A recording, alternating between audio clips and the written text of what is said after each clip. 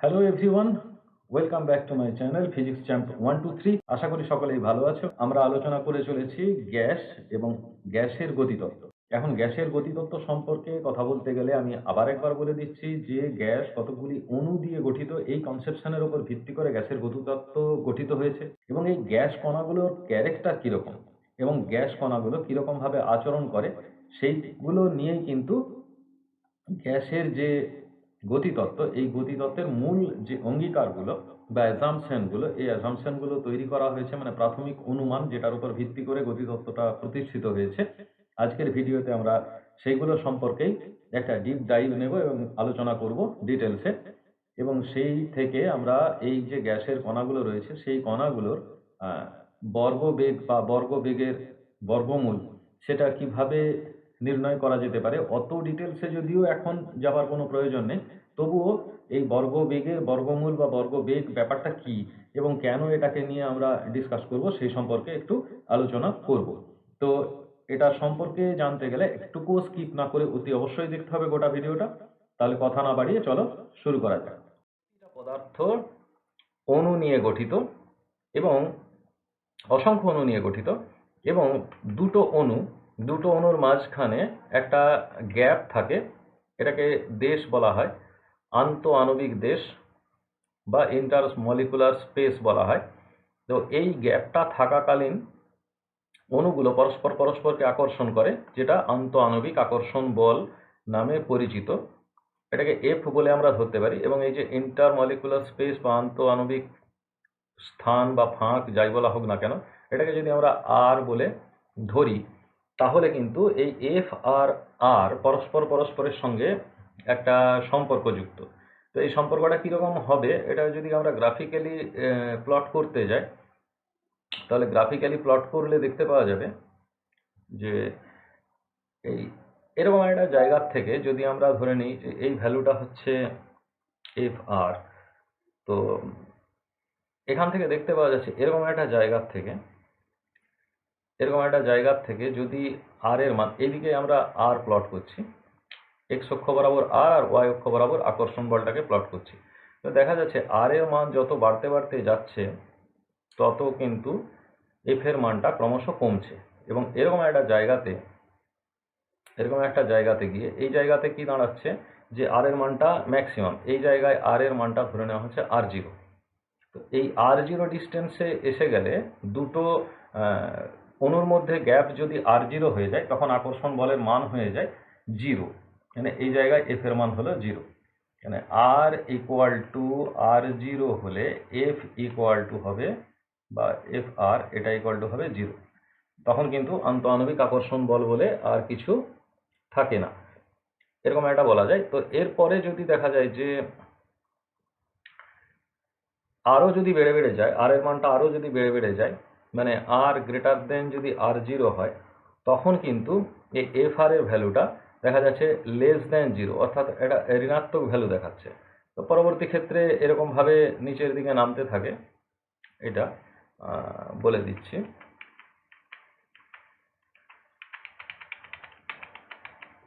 হ্যাঁ, এটা এইভাবে নিচের দিকে নামতে থাকে, মোটামুটি কিছুটা নামবার পরে এরকম অবস্থায় চলে যায়।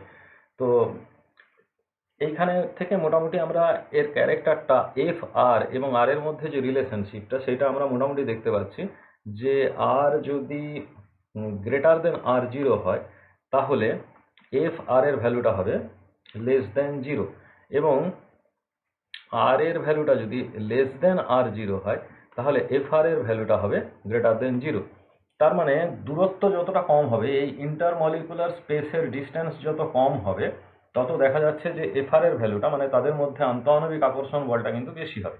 এবং যত আর বাড়তে থাকবে ধীরে ধীরে, তত এফ আর এর ভ্যালুটা কমতে থাকবে। এবং আর এর ভ্যালুটা যদি আর জিরোর থেকে যদি বেড়ে যায়, তখন কিন্তু এফ আর এর ভ্যালুটা নেগেটিভ হয়ে যাবে, এবং পরবর্তী ক্ষেত্রে যদিও একটু পরিমাণে বাড়বে উপরের দিকে, কিন্তু কখনোই আর জিরোর ওপরে উঠতে পারবে না। এইরকম মোটামুটি একটা আচরণ করে, এটা এক্সপেরিমেন্টালিও দেখা গেছে। তো এখানে ম্যাক্সওয়েল, ক্লসিয়াস, এই সমস্ত যে বিজ্ঞানীরা ছিলেন, এরা এই সমস্ত বিষয় নিয়ে কাজ করেছেন, এবং এই মানে এই গ্রাফটাকে ডিজাইন করেছেন তারা আর কি, আন্তঃআণবিক লেখচিত্র।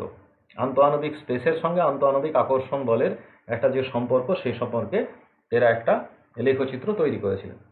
তো এই কথার থেকে আমরা মোটামুটি যে ধারণাটা করতে পারি গ্যাসের যে গতিতত্ত্বের মূল অঙ্গীকারগুলো, সেই অঙ্গীকারগুলোর মধ্যে প্রথমেই যেটা বলতে হয় যে সব গ্যাস, সব পদার্থই অণু দিয়ে তৈরি। কিন্তু গ্যাস তাহলে কি? গ্যাস একটা পদার্থ, বায়বীয় পদার্থ, তাহলে গ্যাসও কি দিয়ে তৈরি? অণু দ্বারা গঠিত। গ্যাসও অণু দ্বারা গঠিত, এটা মোটামুটি বলা যেতে পারে। এবং এই অণুগুলো কীরকম? এই অণুগুলোর মধ্যে যে ধর্মগুলো থাকে সেগুলো হচ্ছে সব সদৃশ, মানে একটা অণুর প্রকৃতি যা হবে অন্যান্য অণুগুলোর প্রকৃতিও তাই হবে। এটা একদম প্রথমেই অ্যাজিউম করে নেওয়া হচ্ছে। কিন্তু যদি ভিন্ন ভিন্ন গ্যাস নেওয়া হয় তাহলে কিন্তু বিষয়টা একরকম থাকবে না। তার মানে এই কথাটা বলতে পারি, একই গ্যাসের অণুগুলির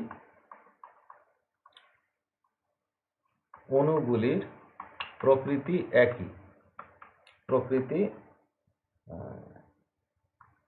একই, এটা মোটামুটি বলা যেতে পারে। তো তাহলে ভিন্ন গ্যাসের অণুগুলির প্রকৃতি ভিন্ন। এটাকে যদি ব্যাখ্যা করে বলতে হয় তাহলে অক্সিজেন গ্যাস, এই অক্সিজেন গ্যাসের মধ্যে যে অণুগুলো রয়েছে তাদের প্রকৃতি একই রকম হবে, কিন্তু নাইট্রোজেন গ্যাসের অণুগুলির প্রকৃতিও একই রকম হবে, কিন্তু অক্সিজেন গ্যাসের সঙ্গে নাইট্রোজেন গ্যাসের অণুগুলির প্রকৃতির কোনো মিল থাকবে না। এইটা মোটামুটি বোঝানো হচ্ছে। এরপর সেকেন্ড যে অ্যাজাম্পশন করা হয়েছে, সেকেন্ড অ্যাজাম্পশনে বলা হচ্ছে যে অণুগুলি পয়েন্ট মাস, এরকম একটা বলা হচ্ছে। পয়েন্ট মাস মানে যেটাকে বলা হচ্ছে যেন বিন্দু ভর, এটাকে বলা হচ্ছে বিন্দু ভর। ওকে, বিন্দু ভর কেন নেওয়া হচ্ছে? কারণ একটা ব্যাপার মাথায় রাখা ভালো, যে নিউটনের যে classical theory of mechanics, classical মেকানিক্সের যে থিওরি বা ক্লাসিক্যাল থিওরি অফ মেকানিক্স, এই নিউটনের যে গতিতত্ত্ব, তাতে কিন্তু যে কণাগুলোর কথা বিবেচনা করা হয়েছে, সেইখানে বস্তু কথাটা লেখা থাকলেও সেখানে কিন্তু বস্তু কণা কথাটা ব্যবহার করা হয়েছে। এই কণাগুলোর যে আইডিয়াটা সেইখানে দেওয়া হয়েছিল সেগুলো কিন্তু ছিল এই পয়েন্ট মাস। এই ব্যাপারটা মাথায় রাখতে হবে, কারণ পয়েন্ট মাসই কিন্তু স্থিতিস্থাপক সংঘর্ষ ঘটাতে পারে। এই পয়েন্ট মাসগুলোর কী কী প্রপার্টিজ রয়েছে, এগুলো একদম বিন্দু ভর, মানে ভরটা নেগলিজিবল বলা যেতে পারে, আছে কিন্তু বিশাল রকমের পরিমাপযোগ্য সেরকম একটা নয়। তাহলে এটা একটা কি স্ফেরিক্যাল শেপ রয়েছে, স্ফিয়ার গঠন করে, এটা একটা মানে গোলকাকৃতি বিশিষ্ট, অবশ্যই ত্রিমাত্রিক, এবং আয়তনটাও ক্ষুদ্র হবে। এই সমস্ত বিষয়গুলো থাকে। এবং এদের যে ভরটা, এই ভরটা যেখানে কেন্দ্রীভূত রয়েছে তার থেকে এদের যে আয়তনটা, সেই আয়তনটা কিন্তু মানে আয়তনের তুলনায় ভরটা তো নগণ্যই, আর আকারটা নগণ্য। এখন পয়েন্ট মাসের সুবিধা হচ্ছে কি, এখানে একটা পয়েন্ট মাস আছে, এখানে একটা পয়েন্ট মাস আছে, তাহলে এদের তুলনায় এদের যে ইন্টারমলিকুলার ডিস্টেন্স, এখানে একটা পয়েন্ট মাস আছে, এখানে একটা পয়েন্ট মাস আছে, তো এইটুকু করে তো ভরগুলো কেন্দ্রীভূত আছে এই দুটো জায়গাতে, এটা একটা অণু, এটা একটা অণু, অর্থাৎ এটা একটা পয়েন্ট মাস, এটা একটা পয়েন্ট মাস। তাহলে এদের মধ্যে যে ইন্টারমলিকুলার ফোর্স অফ অ্যাট্রাকশন রয়েছে, মানে আন্তঃআণবিক আকর্ষণ বল রয়েছে, সেটা এফ আর, এবং এই যে ডিস্টেন্সটা সেটা আর। তো এই যে ডিস্টেন্সটা, এই ডিস্টেন্সটার তুলনায় এদের যে রেডিয়াস সেটা কিন্তু অত্যন্ত নগণ্য, অর্থাৎ এদের পরিধিও অত্যন্ত নগণ্য। এটুকু মোটামুটি অ্যাসাম্পশন করে নেওয়া হচ্ছে। এই অ্যাসাম্পশনগুলোর প্রেক্ষিতে যে সুবিধাটা হচ্ছে সেটা হচ্ছে কি, যে পুরো ব্রাউনিয়ান মুভমেন্ট, যে কণাগুলো কি অবস্থায় থাকে, কণাগুলো ঠিক ব্রাউনীয় গতির ক্ষেত্রে আমরা যেটা লিখেছিলাম, এলোমেলো গতি সম্পন্ন কণাগুলি অবশ্যই গতিশীল। এই গতিশীলতার ব্যাখ্যা আমি আগের ভিডিওতে দিয়েছি, কেন হয় গতিশীল। তো এখানে ধরে নেওয়া হচ্ছে কণাগুলি গতিশীল, এবং সেই গতিশীলতাটা কীরকম? নিরন্তর, এই গতিটা হচ্ছে নিরন্তর, এলোমেলো, এবং কখনো থামে না, মানে নিরবিচ্ছিন্ন, কন্টিনিউয়াস, নিরবিচ্ছিন্ন। এই ধর্মগুলো কিন্তু এই গতিশীলতার মধ্যে লক্ষ্য করা যাচ্ছে। তাহলে অবিরাম গতিতে অনিয়মিতভাবে নিরন্তর কণাগুলো কিন্তু ছোটাছুটি করছে একটা গ্যাস মাধ্যমের ভিতরে, এটা বলা যেতে পারে। আর একটা ক্যারেক্টার ধরা হয়েছে পয়েন্ট মাসগুলো, এগুলো হচ্ছে সলিড, এবং রিজিড এবং ইলাস্টিক এগুলো ধরা হচ্ছে, মানে কঠিন তো বটেই, দৃঢ় এবং স্থিতিস্থাপক। এদের মধ্যে স্থিতিস্থাপক ধর্ম রয়েছে, মানে চেপটে গেলেও আবার আগের অবস্থায় ফিরে আসা একটা সামর্থ্য এদের রয়েছে, ফিরে আসার সামর্থ্য এদের রয়েছে। তো গতিশীল হওয়ার জন্য এই কণাগুলো যে গতিশীল, এই গতিশীল হওয়ার জন্য এরা পরস্পরের সঙ্গে এবং পাত্রের দেওয়ালের সঙ্গে ধাক্কা খায়, পরস্পরের সঙ্গে এবং পাত্র ছাড়া তো গ্যাস রাখা যায় না, তাহলে পাত্রের দেওয়ালের সাথে দেওয়ালে ধাক্কা খায়, মানে দেওয়ালে সংঘর্ষ ঘটায় বলা যেতে পারে। তাহলে এই যে সংঘর্ষটা, এই সংঘর্ষটা কীরকম, এই সংঘর্ষের প্রকৃতিটাকে মানে এক্সপ্লেন করতে গিয়ে বলা হচ্ছে এই সংঘর্ষটা হচ্ছে স্থিতিস্থাপক সংঘর্ষ। সংঘর্ষটা হলো স্থিতিস্থাপক সংঘর্ষ। এই স্থিতিস্থাপক সংঘর্ষের প্রেক্ষিতে কি দাঁড়াচ্ছে? স্থিতিস্থাপক সংঘর্ষ বলতে আমরা যেটুকু পড়েছি, যে সংঘর্ষে ভরবেগ এবং গতিশক্তি এটা কি থাকে, কনজার্ভ থাকে, মানে সংরক্ষিত থাকে, তাকে আমরা স্থিতিস্থাপক সংঘর্ষ বলি। তাহলে এইখানে অণুগুলি বিন্দু ভর এবং এরা সংঘর্ষ ঘটায়, সেই সংঘর্ষ স্থিতিস্থাপক হবার জন্য অণুগুলোর সংঘর্ষের ফলে ভরবেগ এবং গতিশক্তি অপরিবর্তিত থাকে বা সংরক্ষিত থাকে। একটা বেড়ে গেলে আরেকটা কমে যাবে এবং সমপরিমাণে কমবে, যাতে করে কোনো টোটাল সিস্টেমের উপর ইম্প্যাক্ট না পড়ে। এরপর আসল অ্যাজাম্পশনটা করা হচ্ছে। আসল অ্যাজাম্পশনটা কি, যে এইখানে ধরা হচ্ছে যেখানে একটা অণু আছে, আর এই জায়গাতে একটা অণু আছে এবং এই জায়গাতে একটা অণু আছে। এখন এই অণুটা যখন ছুটছে তখন এই দিক বরাবর বেরিয়ে যাচ্ছে, আর এই অণুটাও ঠিক তখন এই দিকে ছুটতে শুরু করলো। তাহলে কি দাঁড়াচ্ছে, এই স্পেসটাতে গিয়ে এদের মধ্যে একটা সংঘর্ষ তৈরি হচ্ছে। ঠিক আছে, তাহলে এখানে কি তৈরি হলো, একটা সংঘর্ষ তৈরি হলো, একটা অণুর সঙ্গে আরেকটা অণুর একটা সংঘর্ষ তৈরি হলো। তাহলে এর মাঝখানে কিন্তু অণুটা কোথাও বাধা পায়নি, সেই জন্য এটার নাম দেওয়া হচ্ছে মুক্ত পথ।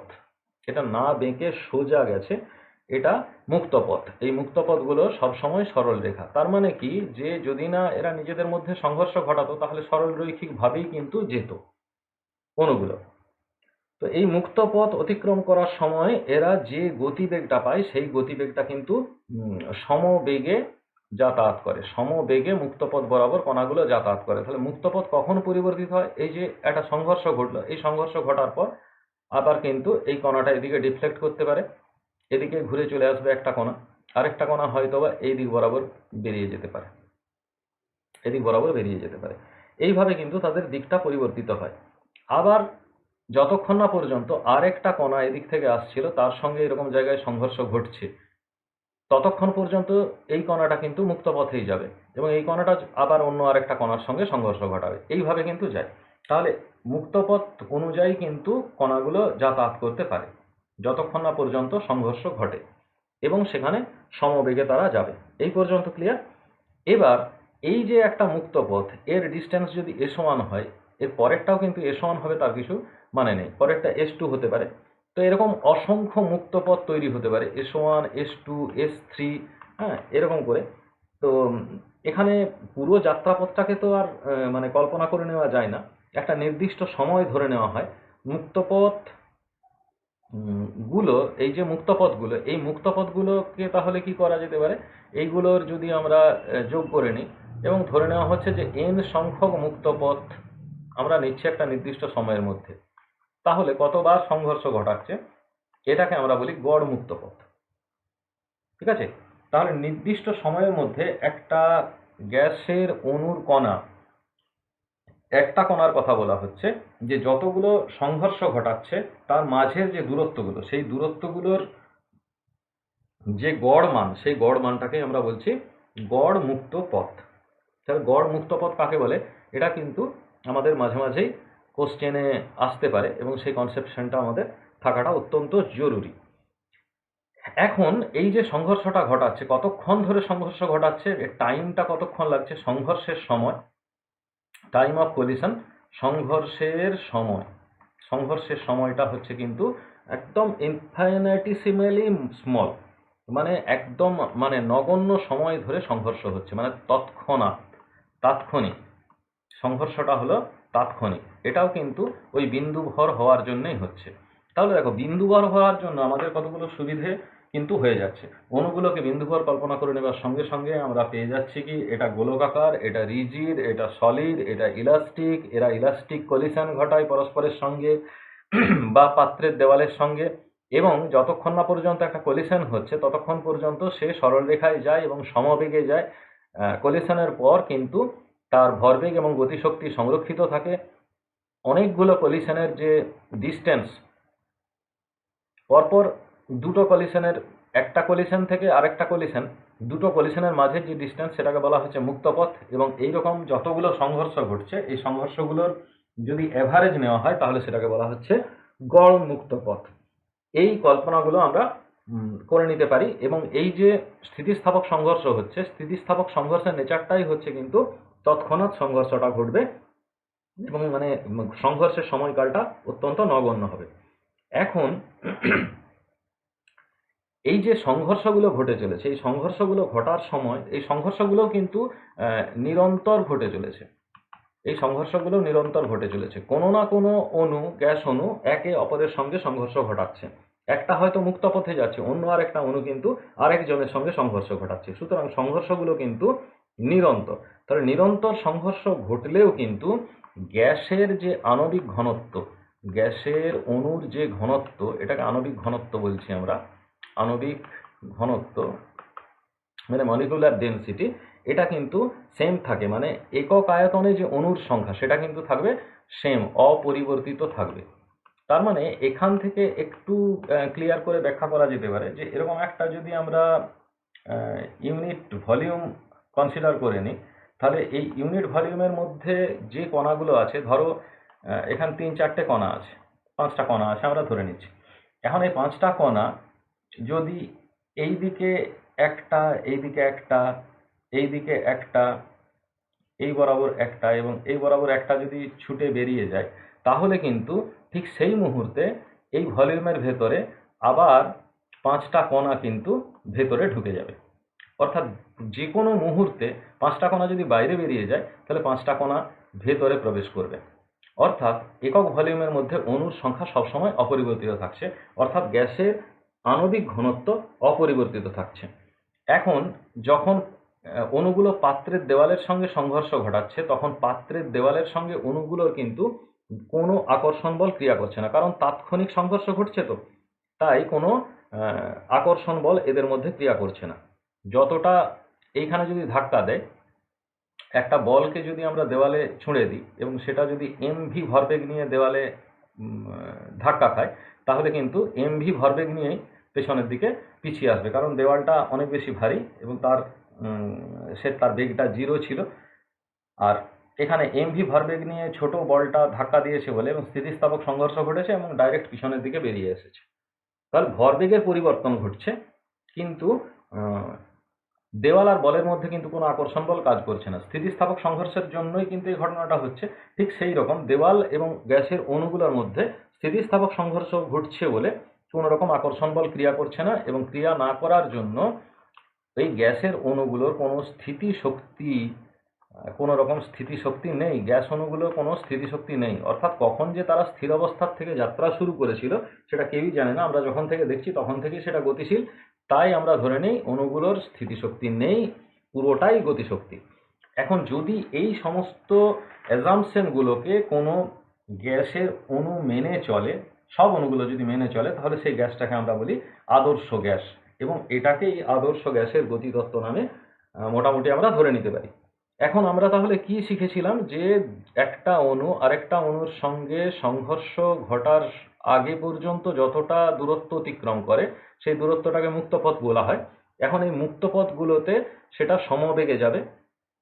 ধরে নিচ্ছি এটা C1 সমবেগে গেছে, এবং নেক্সট টাইমে যখন সে বেরিয়ে আসছে এই পথে এসে এইখানে আরেকটা সংঘর্ষ ঘটাচ্ছে, এখানে C2, এরপরে আবার আরেকজনের সঙ্গে সংঘর্ষ করবার পর এটা আবার এই দিকে বেরিয়ে যাচ্ছে এবং এইখানে এই পর্যন্ত গিয়ে একটা সংঘর্ষ ঘটাচ্ছে। এই দিকে বেগ পাচ্ছে C3 বেগ। বেগটা কিন্তু সমবেগ, কিন্তু অপরিবর্তিত নয় যে একই বেগে প্রত্যেকবারে যাবে। যেরকম সংঘর্ষ হবে সেই অনুযায়ী হবে। এখানে এটা C4 হচ্ছে। এরকম হলে কোনো একটা নির্দিষ্ট মুহূর্তে n সংখ্যক সংঘর্ষ ঘটছে। এটা যদি আমরা ধরে নিই তাহলে মোটামুটি বলতে পারি যে মুক্ত পথগুলো C1, C2, C3 এরকম করে Cn বেগ নিয়ে অতিক্রম করেছে। তো এই যে বেগ নিয়ে অতিক্রম করেছে, এইটাকে আমরা তো এগুলো নিয়ে কোনো ডাটাগুলো নিয়ে কোনো কাজ করতে পারবো না।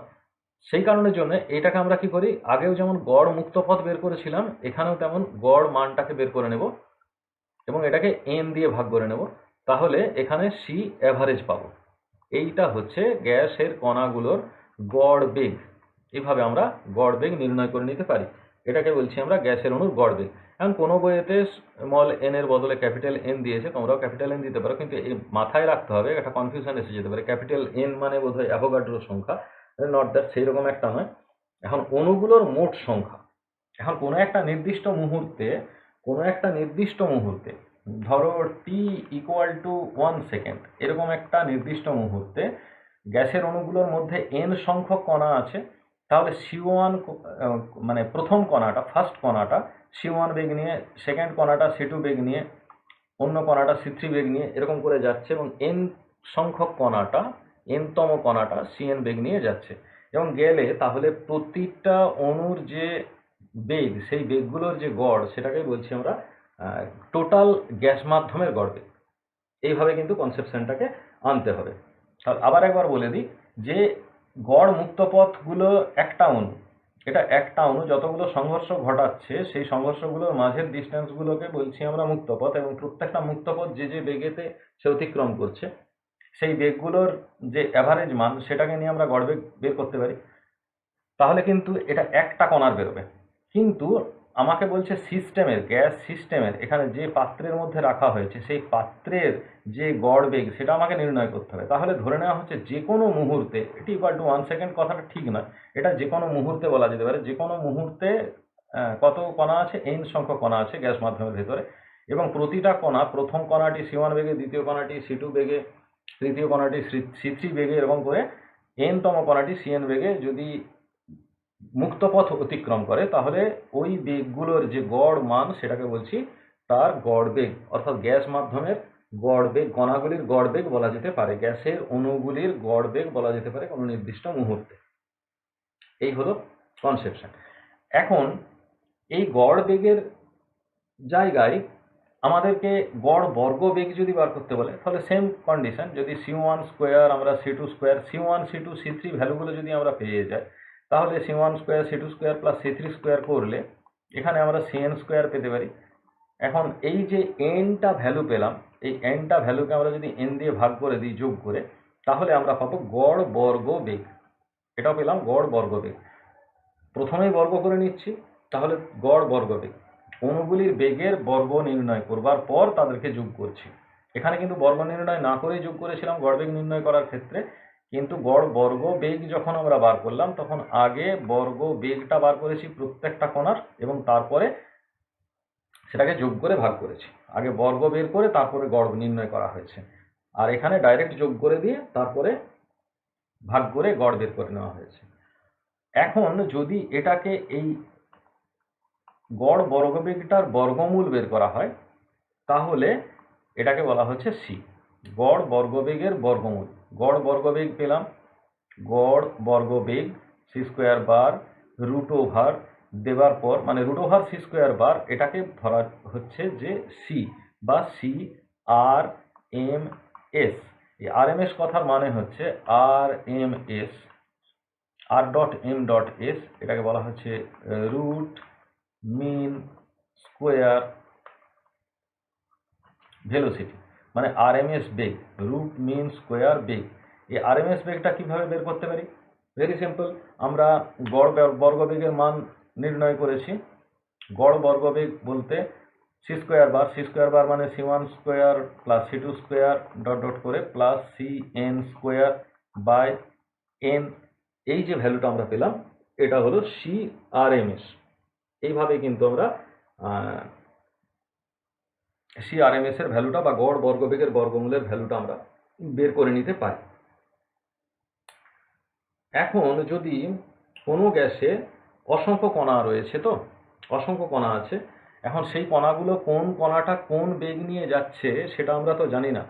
এখন মনে করা যেতে পারে যে n1 সংখ্যক কণা c1 বেগ নিয়ে যাচ্ছে, আবার n2 সংখ্যক কণা c2 বেগ নিয়ে যাচ্ছে, n3 সংখ্যক কণা c3 বেগ নিয়ে যাচ্ছে। এইভাবে মোটামুটি যদি আমরা অ্যাজিউম করি চলতেই থাকে, তাহলে কোথাও একটা এখানে ধরো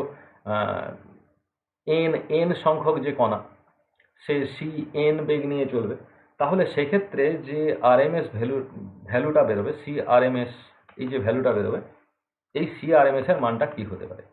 তাহলে অবশ্যই এখানে আগে যেমন লিখেছিলাম c1 স্কোয়ার, এখানে কিন্তু n1 দিয়ে আমাদেরকে গুণ করে দিতে হবে। c1 স্কোয়ার বর্গ বেগটা পাচ্ছে n1 সংখ্যক কণা, এবং c2 স্কোয়ার একেও কিন্তু n2 দিয়ে গুণ করতে হবে। এরকম করে ডট ডট করে n দিয়ে গুণ করতে হবে cn স্কোয়ারকে। এইটা করবার পর আমাদের কিন্তু কতগুলো অণু রয়েছে, তাহলে এই টোটাল সংখ্যক অণুটা আমাদেরকে যোগ করতে হবে। n1 plus n2 plus n3 ধরো ডট ডট করে যাবে এটা n এই পর্যন্ত যাবে। তাহলে এইভাবে ভ্যালুটা কিন্তু তখন চেঞ্জ হয়ে যাবে। যে যদি একটা গ্যাস মিডিয়ামে তো অনেকগুলো কণা রয়েছে, অসংখ্য কণা রয়েছে, এবং সেই অসংখ্য কণাগুলো, এটা একটা গ্যাস মিডিয়াম এবং গ্যাস পাত্রের ভেতরে অসংখ্য কণা রয়েছে। এই অসংখ্য কণার ভেতরে n1 সংখ্যক কণা c1 বেগ নিয়ে যাচ্ছে, ভিন্ন ভিন্ন দিকেই যাচ্ছে, তো c1 বেগ নিয়ে যাচ্ছে মানে এই বরাবরই বেরিয়ে যাচ্ছে, কতগুলো এই বেগে বেরিয়ে যাচ্ছে, কতগুলো এই বেগে বেরিয়ে যাচ্ছে। আর নানা রকমের বেগ নিয়ে যদি যেতে থাকে তাহলে তার আরএমএস ভ্যালুটা কি হবে, CRMS ভ্যালুটা, সেই ভ্যালুয়েশনটা করার জন্য আমরা স্ট্যাটিস্টিক্যালি এই গড় বর্গ বেগের বর্গমূলের ভ্যালুটা বের করেছি। CRMS মানে হচ্ছে তাহলে CRMS, এটাই কিন্তু গ্যাস অণুর বেগ, এটাকে বলছি আমরা গড় বর্গ বেগের বর্গমূল। আগে বর্গটা বের করে তারপর গড় নির্ণয় করে তারপরে তার বর্গমূল নির্ণয় করতে হয়। তাহলে মোটামুটি এখান থেকে আমাদের গড় বর্গবেগের বর্গমূল, গড় বর্গবেগ এবং আদর্শ গ্যাসের গতিতত্ত্বের যে মূল অঙ্গীকারগুলো রয়েছে, স্থিতিস্থাপক যে সংঘর্ষ, সেই সংঘর্ষটাকে কিভাবে আমরা তার অ্যাডভান্টেজ নিয়ে পুরো ব্যাপারটাকে ক্ল্যারিফাই করছি, এবং আন্তঃআণবিক আকর্ষণ বল কিভাবে গ্যাসের গতিতত্ত্বটাকে ফরম্যাট করেছে, পুরো বিষয়টা সম্পর্কে মোটামুটি একটা নলেজ আমাদের তৈরি হয়ে গেল। যদি না কিছু বুঝতে পারা যায় তাহলে অবশ্যই কমেন্ট বক্সে কমেন্ট করে জানাবে, তাহলে পরবর্তী ক্ষেত্রে আরও ডিপলি আলোচনা করা যাবে। ঠিক আছে।